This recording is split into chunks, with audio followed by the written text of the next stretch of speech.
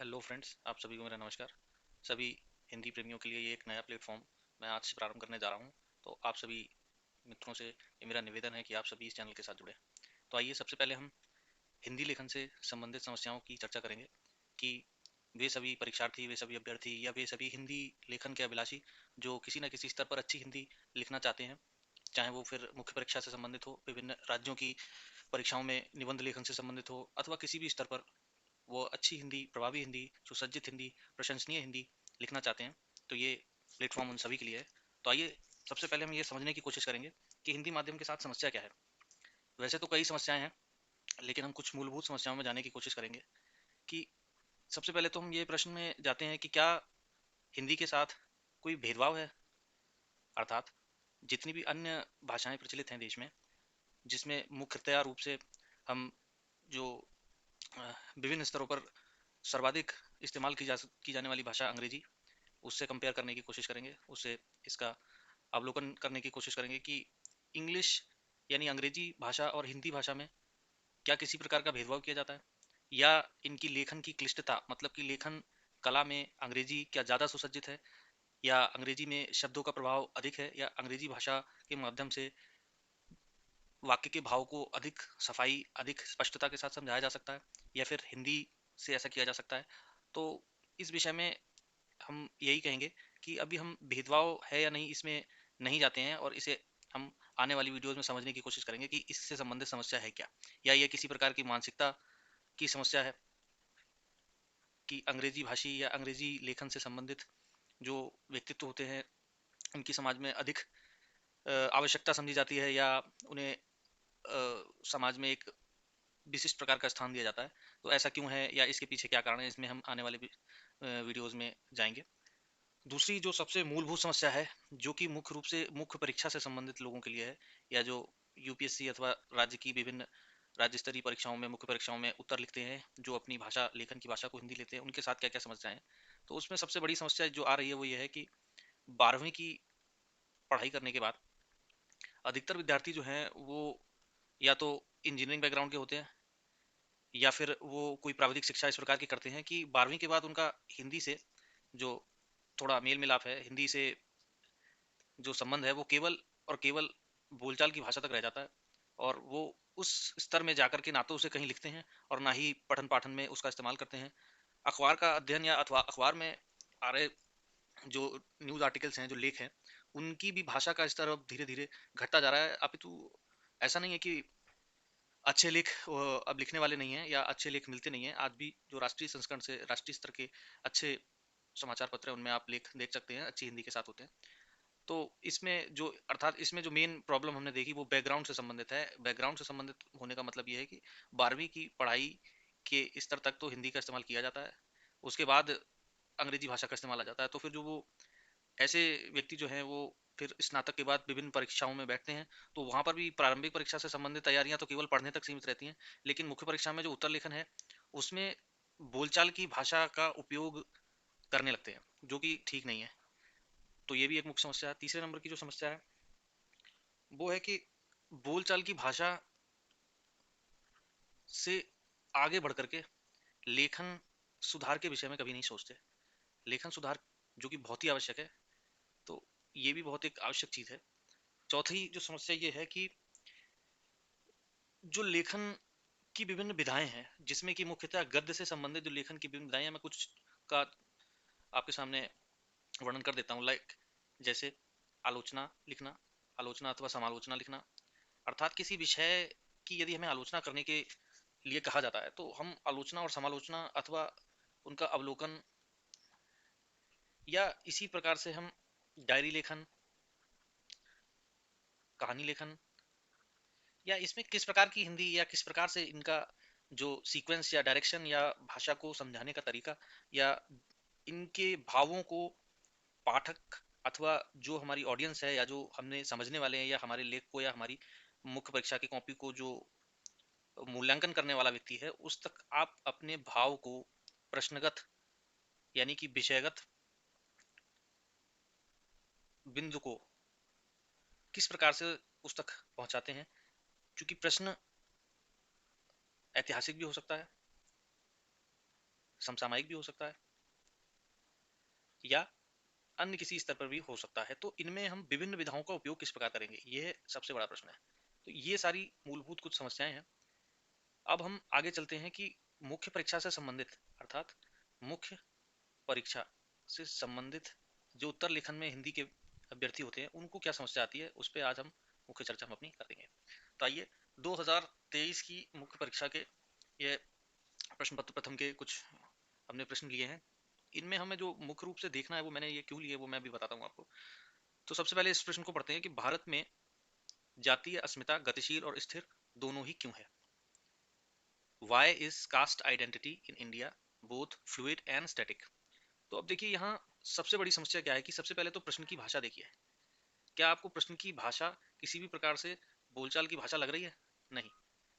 फिर हम इनके उत्तर का जो आप आजकल देखते हैं विभिन्न यूट्यूब चैनल पे बड़ी बड़ी कोचिंग संस्थानों द्वारा ये बच्चों को समझाया जा रहा है या बच्चों को इस तरह से सिखाया जा रहा है कि आप भाषा को बहुत साधारण रखिए, भाषा को बहुत सिंपल रखिए। बट मुझे नहीं लगता कि भाषा को बहुत ज्यादा सिंपल यानी कि बोलचाल की भाषा के स्तर तक लिख देने से या फिर किसी एक स्तरीय भाषा का इस्तेमाल ना करके आप अच्छे अंक प्राप्त कर सकते हैं। मुझे इसमें नहीं लगता, ये मेरा अपना मत है। बाकी आप विभिन्न माध्यमों पर पढ़ते ही हैं, समझते ही हैं, वो आप खुद ही देखते होंगे। लेकिन मेरा जहां तक मानना है कि इस भाषा के स्तर को जब तक आप प्रश्न के स्तर तक की भाषा तक नहीं ले जाएंगे। अब देखिए अब यहाँ पर भी कुछ समस्याएं हैं। आखिर ये भी कुछ समस्याएं कि यहाँ पर क्यों हमें समझने वाली बात है। अब देखिए यहाँ पर शब्द का, यहाँ पर जो अंग्रेजी में शब्द है वो है कास्ट आइडेंटिटी। कास्ट आइडेंटिटी शब्द का इस्तेमाल किया गया है, लेकिन हिंदी में जो जिस शब्द का इस्तेमाल किया गया है वो देखिए वो दिया गया है जातीय अस्मिता। अब यहाँ पर जातीय पहचान से संबंधित बात को पूछा गया है और जातीय अस्मिता, हालांकि अस्मिता से आप समझ रहे हैं किसी व्यक्ति की अपनी एक सेल्फ रेस्पेक्ट से संबंधित है यहाँ पर ये शब्द, लेकिन यहाँ इसका अर्थ जो है वो पहचान से संबंधित है कि यहाँ पर भारतीय जातीय अस्मिता गतिशील और स्थिर दोनों ही क्यों है। Why is caste identity in India both fluid and static. तो यहाँ पर यद्यपि अब चूंकि अंग्रेजी में जो प्रश्न पूछा गया है उससे ये बिल्कुल क्लियर हो जा रहा है कि ये प्रश्न पूछा क्या जा रहा है, परंतु हिंदी में यदि कोई साधारण व्यक्ति जो एक साधारण प्रकार की हिंदी के की पृष्ठभूमि से आता है, जिसने साधारण ही हिंदी पढ़ी समझी लिखी है, उसको इस जातीय अस्मिता शब्द से जो अर्थ निकालेगा वो 50% ही इसको करेक्ट समझ पाएगा। उसके जब अब यहाँ पर यदि हमें यही समझ में नहीं आएगा कि प्रश्न में पूछा गया है तो हम उसका उत्तर किस प्रकार से लिखेंगे। अच्छा, दूसरे इसी प्रकार दूसरे क्वेश्चन को देखिए। इसी प्रकार हम दूसरे क्वेश्चन को देखते हैं। यहाँ पूछा गया है कि जातीय जातीय पहचान, संजातीय पहचान एवं सांप्रदायिकता पर उत्तर उदारवादी अर्थव्यवस्था के प्रभाव की विवेचना कीजिए। अब ये इसे पढ़ के ही कुछ संस्कृत के मंत्रों जैसी फीलिंग आ रही है। तो अब आप ये कैसे अनुमान लगा सकते हैं कि इस भाषा का स्तर यहाँ है और हम अपनी लिखित यानी कि उत्तर की भाषा का, प्रश्न की भाषा का स्तर यहाँ है और उत्तर की भाषा का स्तर यहाँ है। तो फिर कैसे, यदि ये पूरा प्रश्न आपका 15 नंबर का है तो यदि हम लिखने के स्तर को ही इतना रखेंगे तो फिर हम किस प्रकार के मूल्यांकन की अपेक्षा करेंगे, यह प्रश्न आता है। अब चूंकि अंग्रेजी भाषा के प्रश्न, अब एक बार अंग्रेजी वाली भाषा को समझिए कि डिस्कस द इम्पैक्ट, यानी कि इम्पैक्ट को डिस्कस कीजिए ऑफ पोस्ट लिबरल इकोनॉमी, यानी लिबरलाइजेशन, प्राइवेटाइजेशन और उसके बाद जो हमारी अर्थव्यवस्था हुई उसको ऑन एथनिक आइडेंटिटी यानी कि एंड कम्युनलिज्म, यानी कि जो सामाजिक सामाजिक ताना बाना है उसकी जो पहचान है उसमें किस प्रकार का बदलाव हुआ है, और कम्युनलिज्म किस प्रकार से सांप्रदायिकता में क्या। अब यहाँ संजातीय पहचान, तो ये सिंपल संजातीय संजातीय शब्द के जोड़ देने मात्र से इसका स्तर यहाँ से यहाँ चला गया। क्योंकि इन्होंने जब इतनी साधारण सी चीज को इतना कॉम्प्लिकेटेड हिंदी यानी कि इतनी क्लिष्ट हिंदी में प्रश्न को परिवर्तित किया है तो फिर उत्तर के स्तर का भी क्लिष्ट होना अत्यंत आवश्यक है। तो इसमें मैं सिर्फ इतना ही कहना चाहूंगा कि जैसा कि आपने अभी ये इन दोनों प्रश्नों के अंग्रेजी और हिंदी दोनों ही भाषाओं में इनके भावों में कितना अंतर पाया, तो ये सर्वप्रथम समझने वाली बात यह है कि अब हम किस भाव को लें। यानी कि हम अंग्रेजी में जिन शब्दावलियों का इस्तेमाल किया है उनको उनको लें या हिंदी में जिन शब्दों का इस्तेमाल किया गया उनको लें। आप किसी भी भाषा के शब्दावलियों को लें, परंतु उसका भावार्थ यानी कि उत्तर में जो आवश्यक तत्व हैं, जो प्रश्नगत आवश्यक तत्व हैं, प्रश्न की आवश्यकता है, प्रश्न की आवश्यकता को पूर्ण करना होगा। तो अभी हम दोनों, तो मेरा ये कहने का मतलब है कि एक स्तरीय अंग्रेजी ये उनके लिए थोड़ा और ज्यादा आसान हो जाएगा जिनको एक स्तर तक की अंग्रेजी आती है, जो अंग्रेजी को पढ़कर उसके भावार्थ को समझ सकते हैं परंतु उनको लिखने में समस्या आती है। तो ये ऐसे अभ्यर्थियों के लिए ये ज्यादा अच्छा होगा कि वो एक बार अंग्रेजी भाषा को भी यानी अंग्रेजी में लिखे हुए प्रश्न को भी थोड़ा सा एक बार देख ले। ताकि उनको फिर इसके इन हिंदी में लिखे गए शब्दों का अर्थ अधिक क्लियर हो जाएगा। क्योंकि अगर यदि हम इस एथनिक आइडेंटिटी को हम छुपा दें तो फिर संजातीय पहचान को समझना बहुत मुश्किल हो जाएगा। तो क्या ये ऐसा हो सकता है कि हम एथनिक आइडेंटिटी को देखे बगैर भी इसके उत्तर को सही लिख पाए? हाँ, ये संभव है। परंतु इसके लिए हमें क्या करना होगा? इसके लिए हमें क्या करना होगा कि हमें भाषा के स्तर पर कार्य करना होगा, मेहनत करनी होगी। क्या कि ये जो क्लिष्ट शब्दावलियां हैं हिंदी की, लेखन कला जो है उस पर कार्य करना होगा। अब क्या ये केवल यूपीएससी या राज्य के विभिन्न पीसीएस परीक्षाओं के जो अभ्यर्थी होते हैं, जो मुख्य परीक्षा लिखना चाहते हैं, उनके लिए जरूरी है? नहीं। ये तो ऐसे सभी अभिलाषी, ऐसे सभी लोग जो एक स्तरीय हिंदी में बहस करना चाहते हैं, यानी कि वो कहीं बैठे हैं, किसी बातचीत में है, किसी पत्र लेखन में है, किसी निबंध लेखन में है, किसी आर्टिकल राइटिंग में है, या सिंपल सा किसी सोशल मीडिया प्लेटफॉर्म पर कोई एक लेख छोटा सा, कोई टिप्पणी छोटी सी लिखना चाहते हैं, और वो इंग्लिश में भी उतना सहज नहीं है, मतलब उनकी इंग्लिश भी उस स्तर की नहीं है कि वो बहुत ही एक एल्यूरिंग, एक मतलब आकृष्ट कर देने वाली अंग्रेजी भाषा का उपयोग करके एक 4 लाइनों की, हालांकि उसके बहुत सारे माध्यम उपलब्ध हैं, गूगल ट्रांसलेटर से लेकर तमाम चीजें हैं, परंतु एक अपने भाव को पूर्ण रूप में स्पष्ट करना कि ये आपकी अंग्रेजी भी उतनी अच्छी नहीं है और आपकी हिंदी भी उतनी अच्छी नहीं है, तब ये बहुत मुश्किल हो जाता है।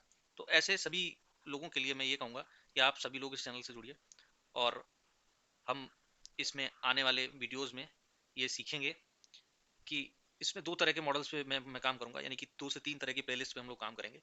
एक तो बिल्कुल बेसिक, यानी कि बिल्कुल प्रारंभिक हिंदी के लिए होगा। एक मध्यम प्रकार के लोगों के लिए होगा कि जिनका अंग्रेजी भी थोड़ा ठीक है और हिंदी भी थोड़ा ठीक है, वो हिंदी को स्तरीय बनाना चाहते हैं। तीसरा उनके लिए है जो लेखन से पूर्ण रूपेण संबंधित है, पूर्ण रूपेण संबंधित है, यानी